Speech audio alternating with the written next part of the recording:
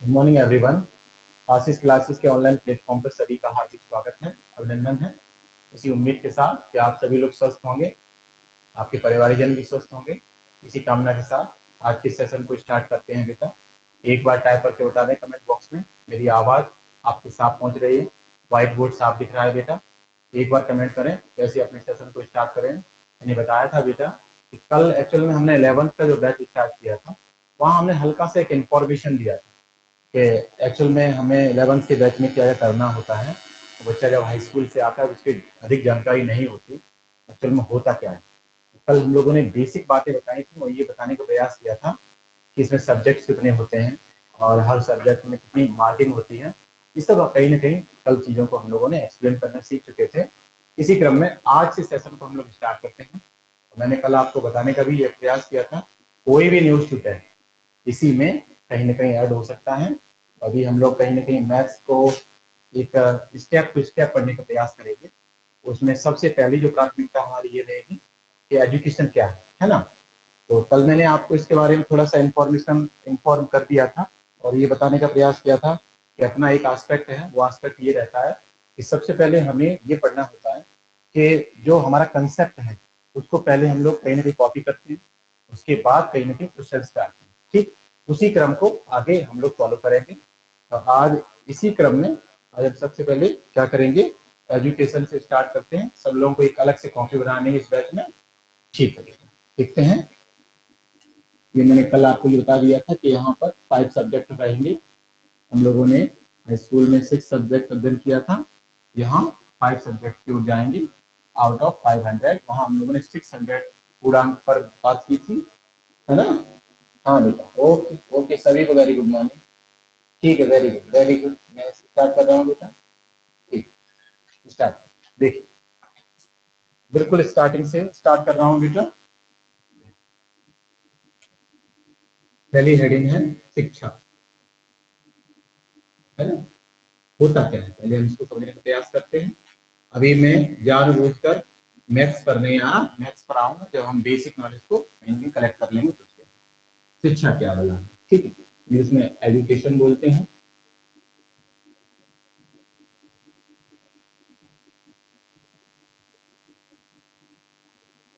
Education, अब पहले इसको समझने का प्रयास करते हैं। पहले इसकी शाब्दिक अर्थ पर जाएंगे, उसके बाद आगे इसको समझने का और प्रयास।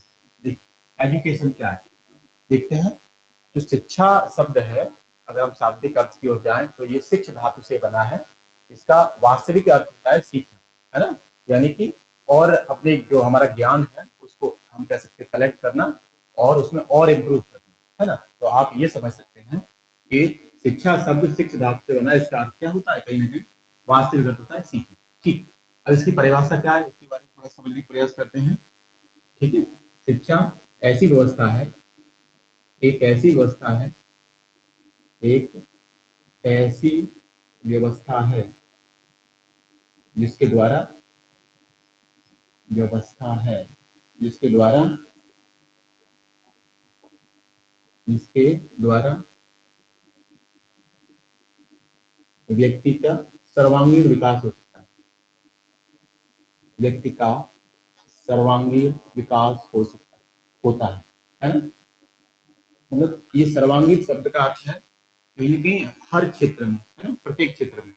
वो आध्यात्मिक क्षेत्र में हो सकता है ना।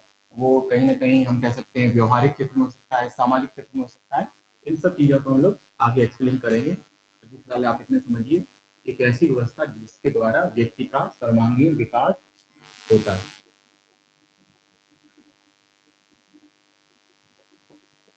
होता है। ठीक, ये है एजुकेशन।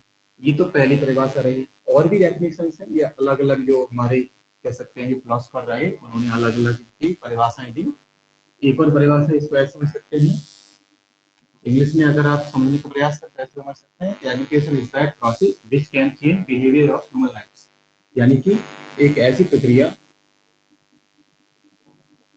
प्रक्रिया जो बालक के व्यवहार में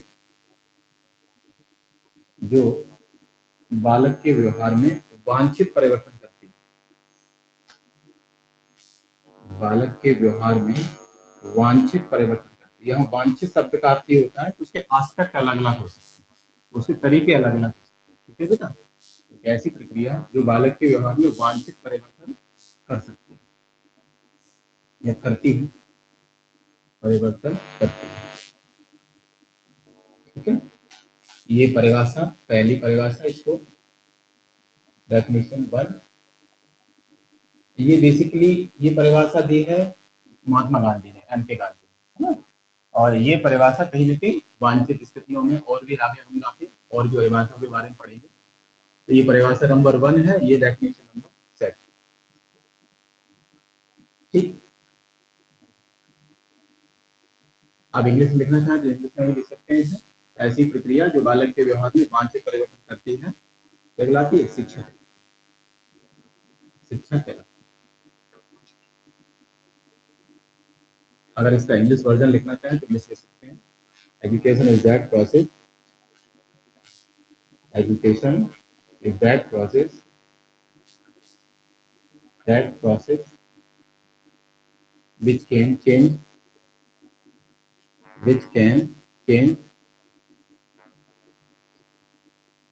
behavior of life, या इसे बोल सकते हैं behavior of human life, behavior of human life।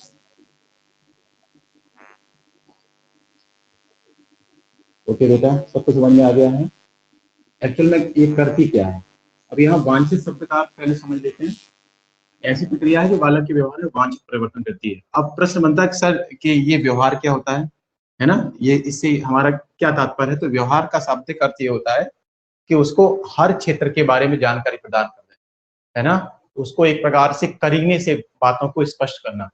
मैं बार बार यहाँ करीना शब्द का यूज कर रहा हूँ, इसका मतलब होता है सलीका, है ना। यहाँ मैंने एक शब्द का यूज किया है, उसका नाम है करीना। इसको आमतौर पे हम लोग, अब वो करीना नहीं समझना जो हम लोग आमतौर पे सब लोग जानते हैं। ठीक, इसका मतलब क्या है, सलीका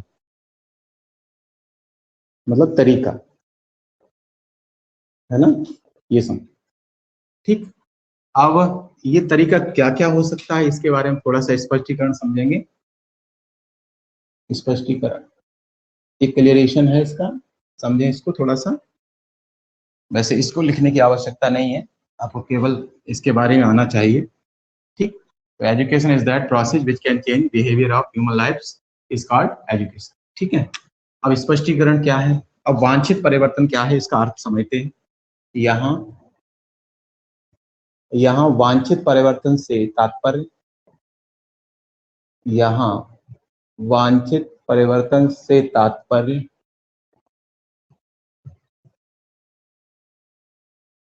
बालक के व्यवहारगत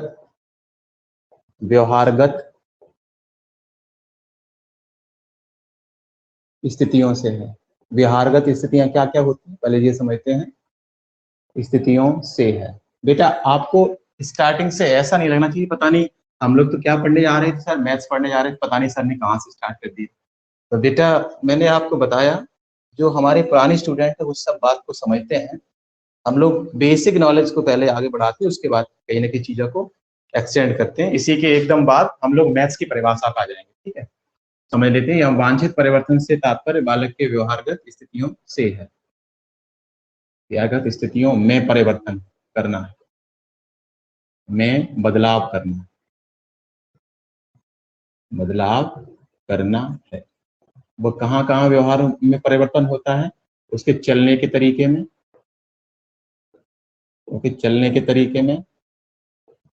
बात करने के तरीके में, बोलने के तरीके में, बात करने के तरीके में।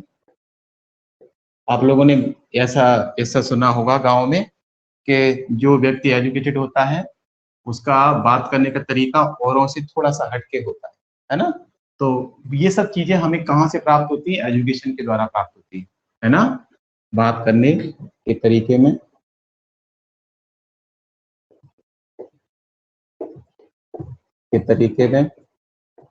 ठीक है,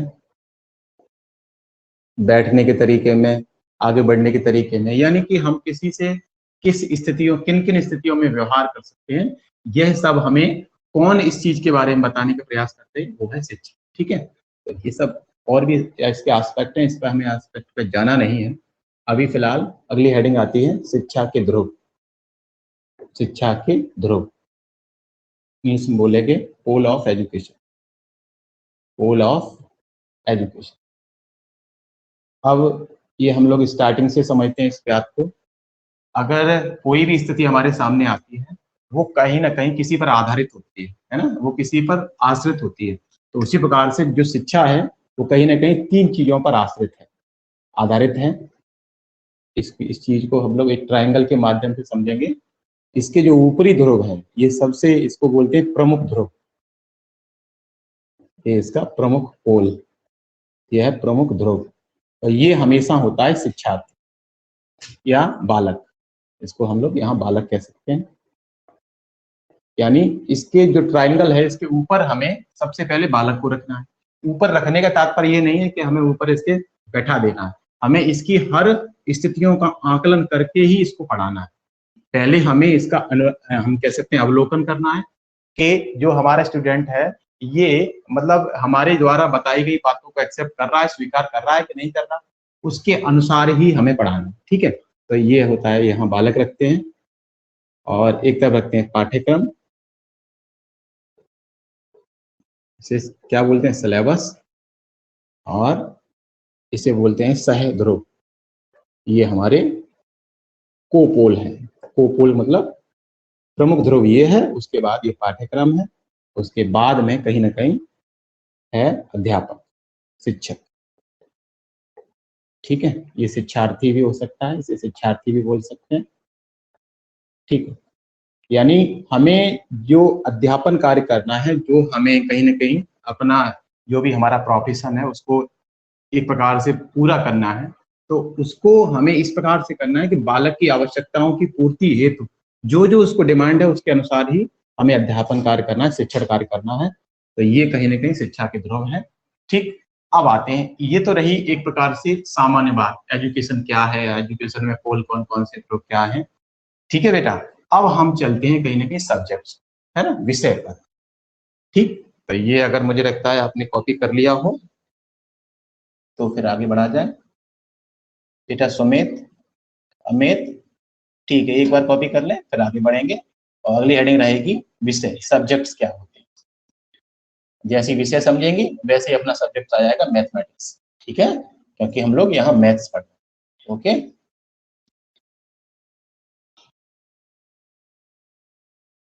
ठीक, एक बार तारीख है इसे करें, एक बार टाइप बॉक्स में बता दें अगर ये कॉपी हो गया हो तो आगे बढ़ा जाए। एक बार बता दें बेटा जी। नहीं, आराम से कर लें, आराम से कर, कोई इश्यू नहीं है इस बात का। हाँ, एक बार ये हो जाए कॉपी तो बता दें। ठीक है, आप कर लें, आराम से कर लें, कोई नहीं।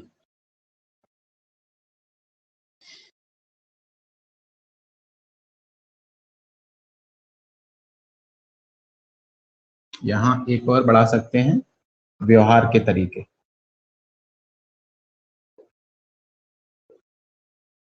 इस तरीके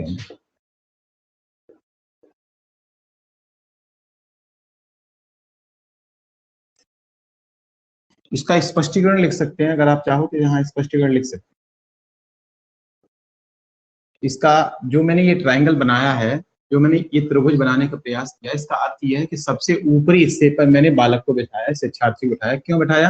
क्योंकि इसकी आवश्यकताओं की पूर्ति हेतु ही एक अध्यापक को पढ़ाना चाहिए। अगर उसका स्टैंडर्ड का पहले अवलोकन करना चाहिए, मतलब हमें उसके जो हमारी उसकी स्थिति है, अगर वो एकदम हम कह सकते हैं स्टैंडर्ड बातों को एक्सेप्ट नहीं कर रहा है तो हमें बेसिक से पढ़ाना चाहिए। यानी कि उसकी आवश्यकताओं की पूर्ति हेतु ही हमें शिक्षण कार्य करना चाहिए। तो यहाँ स्पष्टीकरण ये लिख सकते हैं, बालक की आवश्यकताओं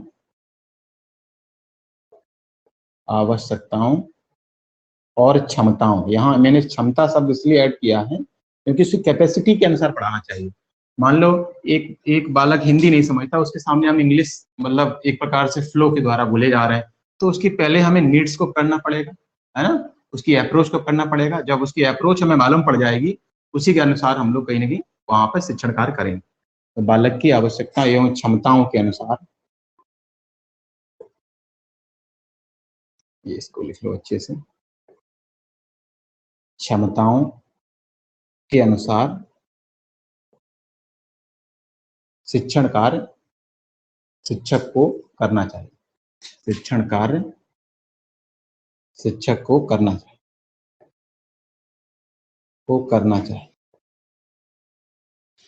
चाहिए। बेटा ये हो सकता है आपको थोड़ा सा अजीब लग रहा होगा, और लग रहा होगा, हम लोग तो मैथ्स पढ़ने आए थे, पता नहीं सर ने क्या स्टार्ट करा दिया, एजुकेशन क्या है, स्पष्टीकरण क्या है, ध्रुव क्या है, पोल क्या है।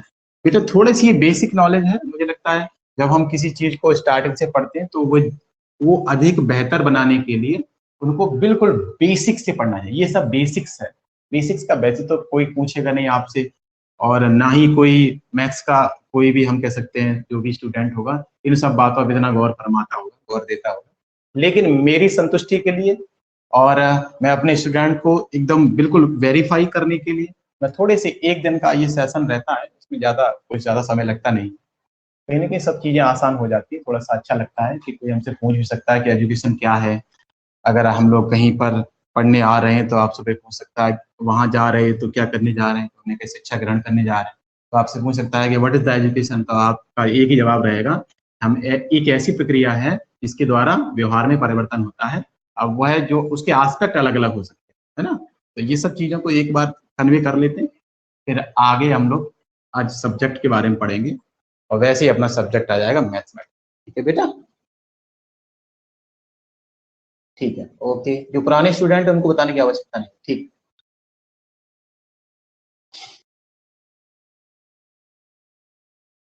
बेटा बताएं टाइप करके, हो गया? बेटा बताएं अमित, एक बार बता दें बेटा। ओके माधव, ठीक है बेटा। मैं एक बार आप बस समय का ध्यान रखें, उसी टाइम पे आना है, आप लोग अभी आ रहे हैं, आगे से ध्यान रखें, अभी तो खैर कोर्स स्टार्ट नहीं हुआ है, आगे सब लोग ध्यान रखें इस बात को। माधव, अमित, सुमित, ठीक है, नेहा, ठीक। बेटा हो गया कॉपी? ये कॉपी हुआ बेटा जी? Okay, okay. अगली हेडिंग रहती है विषय, सब्जेक्ट्स। अब हमारा मैथ्स स्टार्ट होता है, यहाँ से बेसिक नॉलेज बताई थी, ऐसे ही हमने परिभाषाएं वगैरह बताई थी, पोल क्या होते हैं, ध्रुव क्या होते हैं, ठीक। अब स्टार्ट करते हैं सब्जेक्ट्स, क्योंकि अब अपना मैथ्स इसी में आएगा। ठीक है बेटा, पहले समझते हैं मैथ्स होता क्या है, उसके बारे में बिल्कुल इनिशियल लेवल है। मैं ये मान के चलता हूँ कि बच्चा कक्षा 8 से पढ़ रहा है ना, क्योंकि आप जब स्टार्टिंग से पढ़ेंगे तब आपको एहसास होगा अरे इस प्रकार से मैथ तो कोई भी सीख सकता है। देखिए मैथ हार्ड उस दौरान लगता है जब हमें बेसिक्स क्लियर नहीं होते, है ना। जब बेसिक चीजें क्लियर होती हैं आसान लगता है मैथ, अदरवाइज मैथ बड़ा हार्ड लोग बताते हैं, होता नहीं है, सच्चाई है। इसमें बड़ी प्रैक्टिसिंग की आवश्यकता है, ये चीज मैं आपके लिए बता रहा हूँ, अपने लिए। देखिए सबसे पहली हेडिंग रहेगी सब्जेक्ट्स, विषय। ठीक है, विषय क्या हो, वैसे अगर मैं इसको एक प्रकार से समझाने का प्रयास करूं तो ये सब्जेक्ट्स हैं, और ये कार्य क्षेत्र का मीनिंग है इसका। हाँ, इस बात को ऐसे समझ सकते हैं, किसी विशेष एरिया में, है ना, जो भी एक्टिविटी की जाती है वह कहीं ना कहीं सब्जेक्ट्स को डिफाइन करती है। किसी विशेष क्षेत्र की बात कर रहे हैं, अगर हम हिंदी की बात करें तो हम अंग्रेजी, वो हिंदी वर्णमाला ही पढ़ेंगे, अंग्रेजी वर्णमाला तो पढ़ेंगे नहीं वहां पे। तो कहने का तात्पर्य यह है, किसी विशेष क्षेत्र में, किसी विशेष क्षेत्र में, विशेष क्षेत्र में अध्ययन, है ना, किसी विशेष क्षेत्र में अध्ययन एवं उसकी एवं उसकी उसकी तार्किकता सिद्ध करते हैं, एवं उसकी तार्किकता, है ना। तार्किकता का मतलब होता है रीजन क्या है, अगर कोई चीज इतनी है तो वह क्यों है, इस चीज को हमें पढ़ना होता है किसी विशेष एरिया। ठीक है, किसी विशेष क्षेत्र में अध्ययन, अध्ययन एवं उसकी तात्विकता का अवलोकन, तात्विकता का अवलोकन विषय को परिभाषित करता है। अवलोकन विषय को परिभाषित करता है, विषय को परिभाषित करता है। ओके, अब ये तो हम लोग समझते ही अच्छे प्रकार से कि हिंदी में हम हिंदी की बातों का अध्ययन करेंगे, इंग्लिश में इंग्लिश की बातों का अध्ययन करेंगे, है ना। अब ये कितने होते हैं ये तो हम लोग सब जानते ही। अब ये तो सब्जेक्ट्स के बारे में बता दिया, किसी पर्टिकुलर एरिया में जो भी हम लोग कहीं ना कहीं अध्ययन करते हैं वही हमारा वो जो पर्टिकुलर एरिया होता है उसी को हम लोग सब्जेक्ट्स कहते हैं। ठीक है, इस बात को हम लोग इन शॉर्ट ऐसे भी समझ सकते हैं। ओके, पर्टिकुलर एरिया में अध्ययन, पर्टिकुलर एरिया में अध्ययन जो होता है वही हमारा सब्जेक्ट्स को डिफाइन करते हैं, वही हमारे क्या को डिफाइन करते हैं, सब्जेक्ट्स। ये तो इतनी सामान्य सी बात है। अब अपना टॉपिक स्टार्ट होता है गणित। अब वैसे तो मैं सभी उसकी बात तो करूंगा नहीं कि हिंदी क्या होती है, इंग्लिश क्या होती है, फलाना क्या होता है। हमें जो अपना टॉपिक स्टार्ट करना है उसके बारे में हम लोग अध्ययन करते हैं। आज से हम लोग मैथमेटिक्स स्टार्ट कर रहे हैं। इसकी अंग्रेजी होती है METHE, है ना, मैथमेटिक्स, TICS, है ना, मैथमेटिक्स, लेकिन आमतौर पे शॉर्ट में से मैथ्स कहते हैं, MATHS। ठीक है, इसकी भी परिभाषा बताएंगे। सबसे पहले होता क्या है, तो पहले इसके बारे में थोड़ा समझ लेते हैं, मैथ्स क्या है।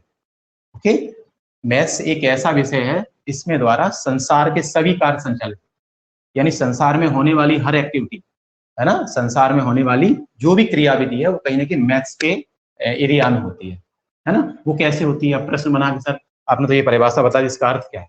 यानी संसार में जो कुछ भी घटित हो रहा है वो सब कहीं ना कहीं मैथ्स के कार्यक्षेत्र में आ रहा है।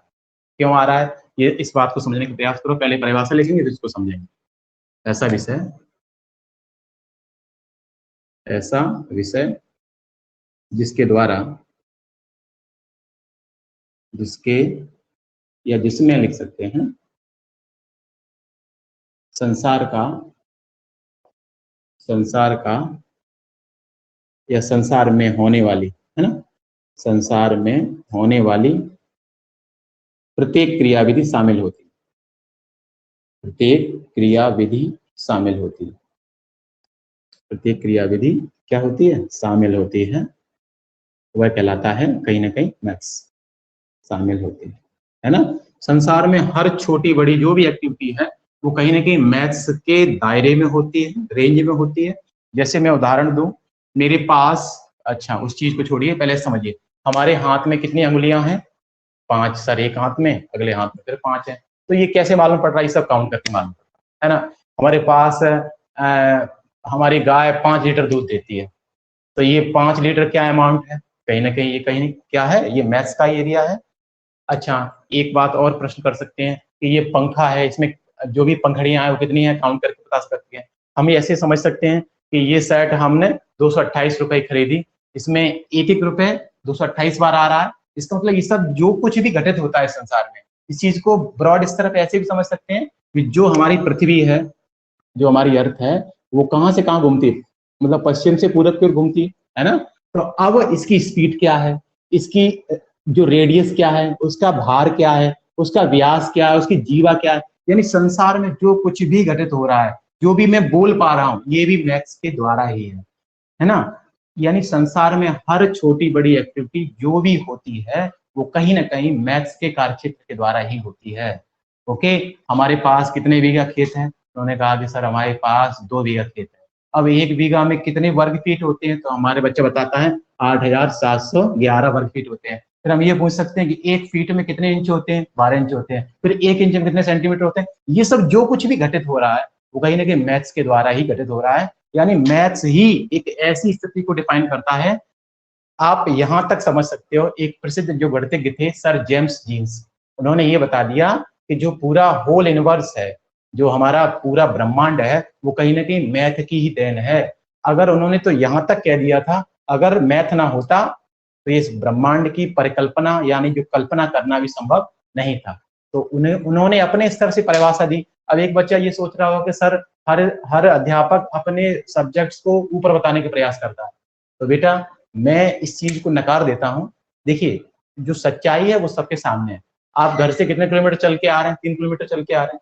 यानी संसार में जो कुछ भी हो रहा है, जो कुछ भी होता है, वो कहीं ना कहीं मैथ्स के थ्रू ही हो रहा है। मेरी आवाज आप तक पहुंच रही है, ये काय के द्वारा पहुंच रही है। एक बच्चा कहता है सर साइंस के द्वारा पहुंच रही है।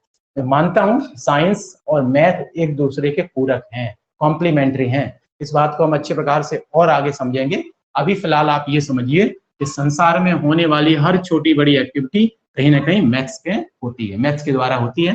ये तो एक परिभाषा रही। दूसरी परिभाषा देखिए सर जेम्स जीन्स के अनुसार, इसकी परिभाषा एक और है, परिभाषा एक और है। प्रसिद्ध गणितज्ञ, प्रसिद्ध गणितज्ञ सर जेम्स जीन्स, नाम क्या था इनका? Sir James Jeans. बेटा आपको थोड़ा सा और तो नहीं लग रहा है बेटा? ठीक है, कोई बात नहीं, कोई बात नहीं, ठीक। प्रसिद्ध गणितज्ञ, मैंने क्या बोला, मैं कक्षा 8 के बच्चे को बेटा मैथ्स पढ़ा सकता हूँ, क्लास 12th का, 11th का, क्योंकि उसका एक रीजन है। अब बताइए क्या यहाँ एजुकेशन से पहले कुछ नहीं हो सकता है ना? अभी आप देखते चलेंगे जैसे जैसे चीजें आगे बढ़ेंगी, मैं अंक से स्टार्ट करूंगा, मैं संकेत से स्टार्ट करूंगा। संकेत क्या होते हैं, अंक क्या होते हैं, अंकों के संयुक्त संख्याएं बनती हैं, फिर वास्तविक क्या होती हैं, अवास्तविक क्या होती हैं, परिमेय क्या होती हैं, अपरिमेय क्या होती हैं, फिर जो हमारा परिमेय संख्या है वो 2 भागों में डिफाइन हो जाता है। पूर्णांक क्या होते हैं, अपूर्णांक क्या होते हैं, फिर पूर्णांक संख्या प्राकृतिक क्या होती है, धनपूर्ण संख्या क्या होती है ना? फिर इसमें पॉजिटिव आ जाता है, नेगेटिव आ जाता है, पूर्णांक आ जाता है, सम आ जाता है, विषम आ जाता है, भाज्य आ जाता है, अभाज्य आ जाता है। ओके, ये सब चीजों को कहीं ना कहीं हम लोग बेसिक से पढ़ रहे हैं।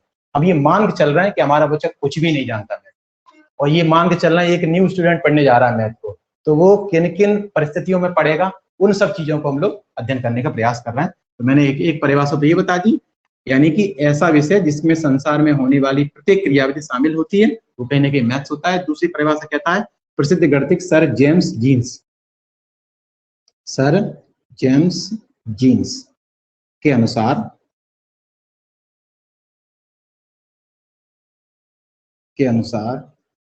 संपूर्ण ब्रह्मांड, संपूर्ण ब्रह्मांड, संपूर्ण ब्रह्मांड गणित की देन है,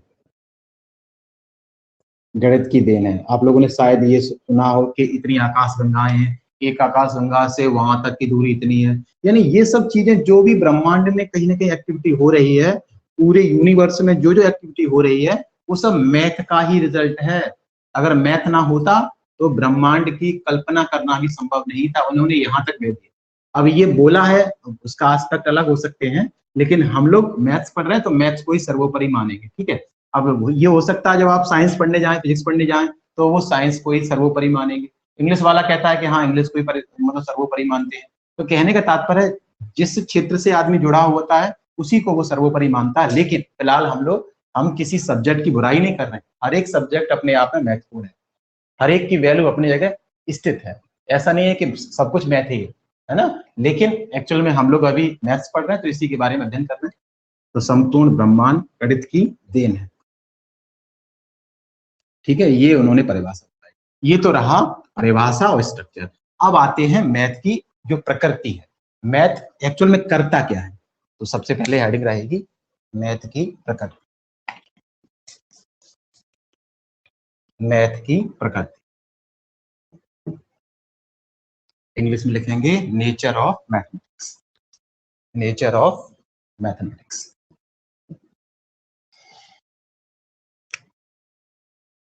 गणित की प्रकृति, गणित की प्रकृति, nature of mathematics, nature of maths, short में लिख सकते हैं, ठीक है बेटा। अब समझते हैं इसकी प्रकृति क्या है। अच्छा, प्रकृति का मीनिंग क्या है, पहले तो ये समझ लेते हैं। देखिए जो प्रकृति होता है वो किसी स्थिति का अवलोकन करके उसके बारे में एक्सैक्ट जानकारी देती है। आप लोग हाई स्कूल में थे तब आपने सीखा होगा मूलों की प्रकृति बताइए, है ना। तो पहले बच्चे को ये सिखाया जाता है कि मूल होते क्या हैं। मूल होते हैं वेरिएबल्स के मान। अब वेरिएबल्स क्या होते हैं, वे मान जो कहीं ना कहीं मैथमेटिकल जो भी समस्याएं आती, प्रॉब्लम्स आती, उनको सॉल्व करने में सहायता प्रदान करते हैं। उन्हीं को कहीं ना कहीं हम लोग क्या बोलते हैं, वेरिएबल्स बोलते हैं। अब वहां हम लोगों ने सीखा था कि वेरिएबल्स का जो डिफाइंड वैल्यू है उसी को रूट्स कहते हैं। रूट्स मतलब मूल कहते हैं, या उसे शून्य कहते हैं, हल कहते हैं, मान कहते हैं। तो वहां हमने मूलों की प्रकृति पढ़ी थी, शायद आपको ध्यान हो, वहां आपने पढ़ा होता ये डिस्प्लेसमेंट, इसको हिंदी में बोलते हैं विविक्त कर, बी स्क्वायर माइनस 4ac। ये तो बड़ा स्टार्टिंग से पढ़े चले आ रहे हैं, है ना। तो ये सब जो इसकी प्रकृति हम लोगों ने पढ़ी थी कि मूल वास्तविक होते हैं, अवास्तविक होते हैं, वो काल्पनिक होते हैं, या उनको निकालना संभव नहीं होता, या मूल समान है या मूल असमान है, ये कौन बता रहा था? ये सब मैथ्स के द्वारा बता रहा था। तो मुझे आपको यहाँ इसका अर्थ बताना है कि यहाँ प्रकृति शब्द का अर्थ क्या है। मैथ्स की एक प्रकृति है, मैथ्स अपने बारे में कुछ बातों को डिफाइन करता है, परिभाषित करता है। तो मैथ की जो प्रकृति है वो रीजनेबल है, रीजन बताता है, अगर कोई चीज है तो इतनी क्यों है ना। तो ये जो प्रकृति है इसको हम लोग कहीं ना कहीं आज डिफाइन करने का प्रयास करेंगे। तो लिखेंगे गणित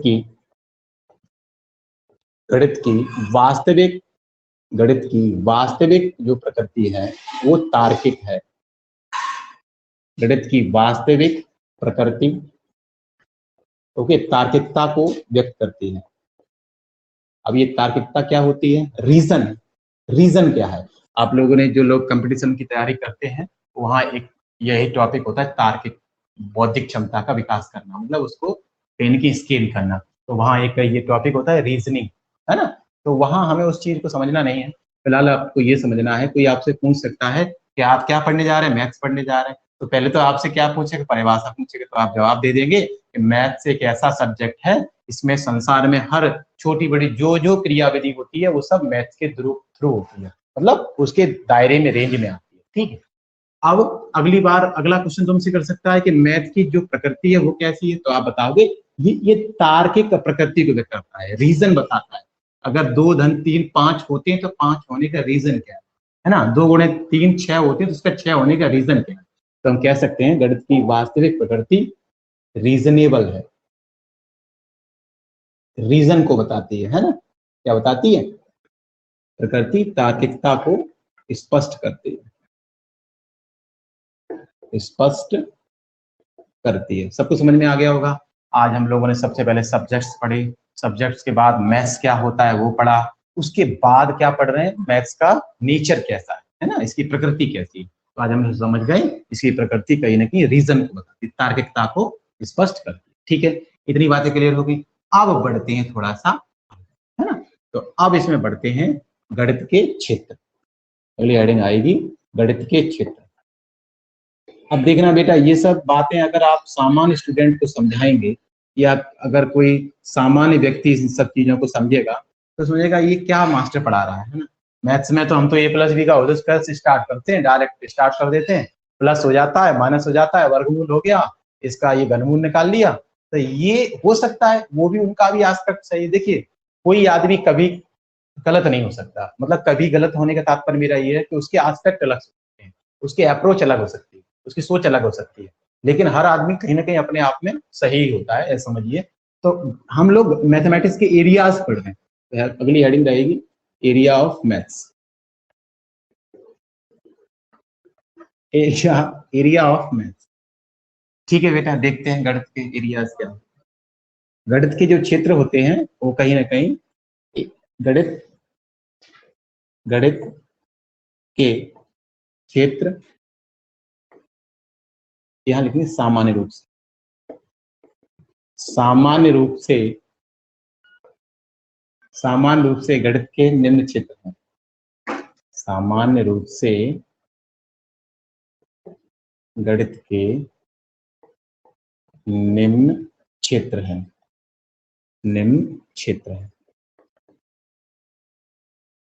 ठीक, पहली बात तो स्पष्ट रूप से ये समझिए एरियाज कौन कौन से है ना। आप सीधी सी बात ये समझिए, जहां जहां साइंस का यूज होता है, जहां जहां विज्ञान का प्रयोग होता है, वहां वहां हेल्प मैथ की ही ली जाती है। इस बात को आजीवन याद रखें। साइंस का जहां जहां यूज हो रहा है, आप लोग जो लोग स्टार्टिंग से पढ़ रहे हैं, जो लोग पीछे पढ़ के आए होंगे, उन्होंने देखा होगा कि साइंस में भी मैथ का यूज हुआ था। ओके, वहां हम लोगों ने आंकिक प्रश्नों को पढ़ा था, न्यूमेरिकल्स पढ़े थे, है ना। तो वहां वो सब उनका जो आधार था, बेसिक था, वो बेस क्या था? मैथ्स ही तो था। तो हम लोग बेसिक इतना समझ सकते हैं कि सामान्य रूप से गणित के निम्न क्षेत्र परिभाषित है। परिभाषित है, ये कौन कौन से हैं? इसमें जो पहला क्षेत्र आ जाता है वो आ जाता है बीजगणित। अब हम लोग मैथ्स के एंटर कर रहे हैं, मैथ्स की ओर एंटर कर रहे हैं, मतलब अंदर की ओर उसके में कहीं ना कहीं प्रवेश कर रहे हैं। मैथ्स होता क्या है वो समझ गए, बीजगणित। दूसरा आता है अंक गणित, या पहले हम अंक गणित को रख सकते हैं क्योंकि पहले अंकों का निर्माण हुआ है ना। यहाँ हम लोग सीखेंगे कि शून्य का आविष्कार किसने किया, एक कहाँ से आया, ये सब बातों को कहीं ना कहीं सीखेंगे। पहला होता है अंक गणित, इंग्लिश में बोलते हैं न्यूमेरिक मैथमेटिक्स, न्यूमेरिक मैथ्स, है ना। और दूसरा होता है बीजगणित,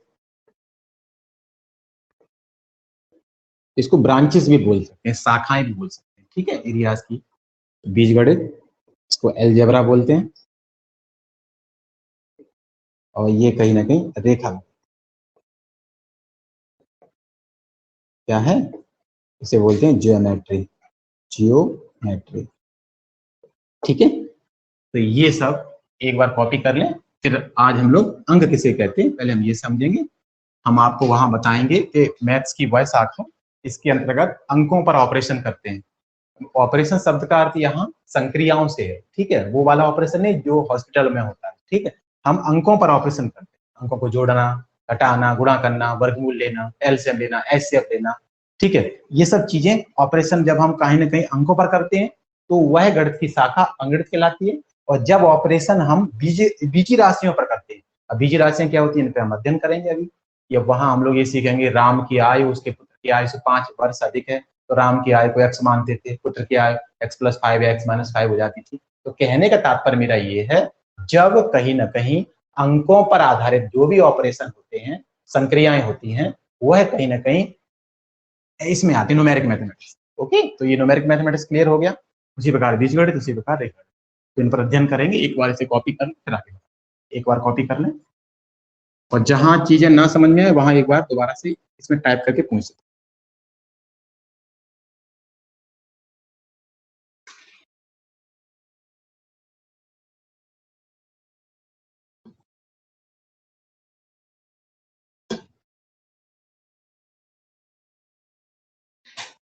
बेटा एक बार करें इसे, मैंने बोला था बिल्कुल स्टार्टिंग से हमने स्टार्ट किया, इससे आगे पीछे कुछ भी नहीं है। मैंने आपको बताया कि बेटा मैथ अगर किसी भी सब्जेक्ट को हमें पढ़ना है तो उसके रूट को पकड़ो, है ना, जहां से उसका उत्पन्न हुआ है, जहां से उसकी उत्पत्ति हुई है, उस चीज को अगर हम लोग पकड़ लेंगे तो मुझे लगता नहीं कोई टॉपिक आसान या कठिन होता है ना। हमारी सोच पर ये डिपेंड करता है ये सब चीजें कैसी हैं। Very good, very good Madhav, शाबाश।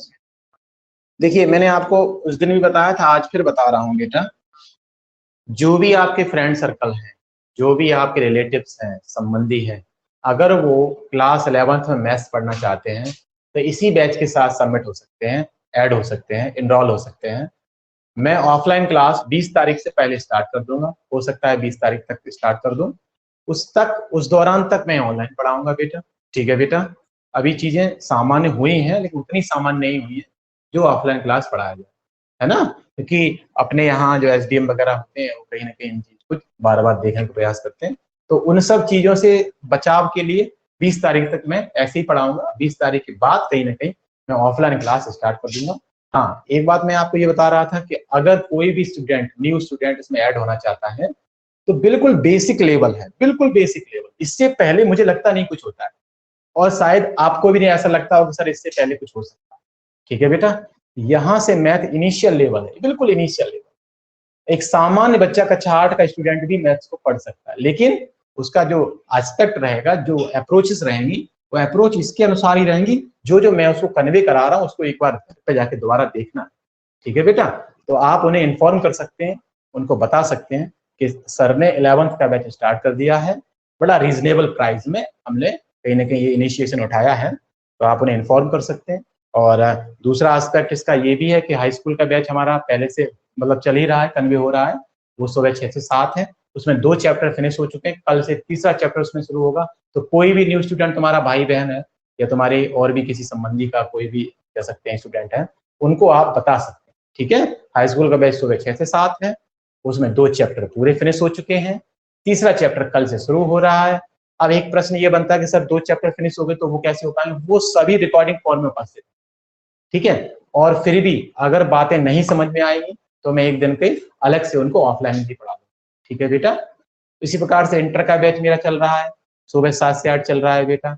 कोई भी किसी का रिलेटिव हो बता सकता है, उसमें भी 4 चैप्टर एकदम समाप्त होने को, ठीक है बेटा। 5वां चैप्टर उसमें भी शुरू होने वाला है, आई थिंक शायद मुझे लगता है परसों से स्टार्ट हो जाएगा। तो ये सब इन्फॉर्मेशन इसलिए देता हूँ बेटा, देखिए कोर्स एक बार अगर निकल जाएगा तो चीजों को फिर हैंडल करने में, कन्वे करने में थोड़ा सा हमें स्ट्रगल करना पड़ता है, संघर्ष करना पड़ता है। तो क्यों ना चीजों को स्टार्टिंग से पढ़ा जाए, है ना बेटा। तो मुझे लगता है यहाँ तक चीजें ज्यादा समझ में आ चुकी होंगी। आज हम लोग अंकगणित की ओर बढ़ते हैं, ठीक है। पहली हेडिंग डालेंगे सब लोग अंकगणित। इसी में हम लोगों को अंक पढ़ना है, क्या होते हैं डिजिट्स, क्या होते हैं, है ना। वहां हम लोग बताएंगे कि बेसिकली हम कह सकते हैं ऐसे पर्टिकुलर वैल्यूज होते हैं जो अपने आप को डिफाइन अप करते हैं, जो अपने आप को परिभाषित करते हैं। मैंने आपसे बोला शून्य है ना, शून्य है, शून्य का आविष्कार कहाँ हुआ? ओके, भारत में हुआ, और वो भी कौन सी ये शताब्दी हुआ? ये 3री शताब्दी में, है ना। तो वो सब चीजों को हम लोग बहुत अच्छे विस्तार पूर्वक समझेंगे कि पाई क्या होता है, शून्य कहाँ से उत्पन्न हुआ, शून्य का वास्तविक अर्थ क्या होता है, शून्य को उत्पन्न करने वाले जो गणितज्ञ थे वे कौन थे, ये सब चीजों को कहीं ना कहीं कन्वे करेंगे। अभी फिलहाल हम लोग हेडिंग डालते हैं अंकगणित, न्यूमेरिक मैथमेटिक्स, ठीक है, इसे बोलेंगे न्यूमेरिक मैथ्स, ठीक है। तो बेटा ये अभी स्टार्टिंग का सेशन है, ठीक है। अभी मैं जानबूझ के थोड़ा सा इसे कम ले रहा हूँ, ओके।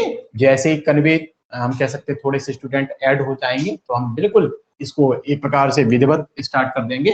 तो आज की क्लास को इन्हीं शब्दों के साथ बाइंड करने का प्रयास करते हैं, और ये कल से स्टार्ट करेंगे कि अंक क्या होते हैं। कल हम लोग ये सीखेंगे, देखें अंक किसे कहते हैं, ठीक है, अंकों की परिभाषाएं सीखेंगे, अंकों पर ऑपरेशन करना सीखेंगे, फिर संकेत किसे कहते हैं, ओके, इनको साइन कहते हैं, नोटेशन बोलते हैं। संकेत के बाद कहीं ना कहीं अंकों पर ऑपरेशन करना सिखाएंगे, आपका अंकों पर संक्रियाएं करना सिखाएंगे, है ना। फिर अंकों के बाद संख्याएं क्या होती हैं, नंबर्स क्या होते हैं, तो वहां हम लोग सीखेंगे the collection of all digits is called number, यानी अंकों के संयोग से बनने वाली स्थितियां संख्या कहलाती हैं। फिर संख्या कितने भागों में मतलब कह सकते हैं वर्गीकृत हो सकती है, डिवाइड हो सकती है, 2 भागों में विभाजन हो सकता है उनका, परिभाषित और अपरिभाषित, ठीक है। परिभाषित क्या होता है, जिनको हम किसी के बारे में परिभाषा दे सकते हैं, बता सकते हैं, वो सब क्या है, परिभाषित है। तो ये सब चीजों के बारे में कहीं ना कहीं हम लोग ये कल अध्ययन करेंगे, और संख्याओं का वर्गीकरण सीखेंगे। वर्गीकरण में सीखेंगे वास्तविक क्या होता है, अवास्तविक क्या होता है। वास्तविक 2 भागों में मतलब डिवाइड हो जाती है, तो वो पहला डिवाइडेशन क्या होता है, परिमेय होता है, दूसरा डिवाइडेशन क्या होता है, अपरिमेय होता है, फिर परिमेय क्या होता है। इन सब बातों में कहीं ना कहीं कल हम लोग अध्ययन करेंगे। आज इन्हीं शब्दों के साथ आज क्लास को बैंड करते हैं। अगली मुलाकात कल सुबह 8 से 9 होगी बेटा, और अपने फ्रेंड सर्कल को अवश्य सूचित कर दें, बता दें। कोई भी इंटरेस्टेड है बिल्कुल इनिशियल लेवल से, मेरा ये कोई उद्देश्य नहीं रहता कि उसने हाई स्कूल में बड़ा अच्छे से उसका हो मैथ, उसी दौरान मैथ ले फर्स्ट ईयर में, ऐसी कोई फाउंडेशन नहीं है, बिल्कुल शून्य लेवल हो। लेकिन एक ही शर्त है, स्टार्टिंग से करेंगे तो चीजें बेहतर प्रकार समझ में आएंगी, ठीक है बेटा। इन्हीं शब्दों के साथ आज क्लास को बैंड करते हैं, ठीक है बेटा। बहुत बहुत धन्यवाद, जय हिंद बेटा।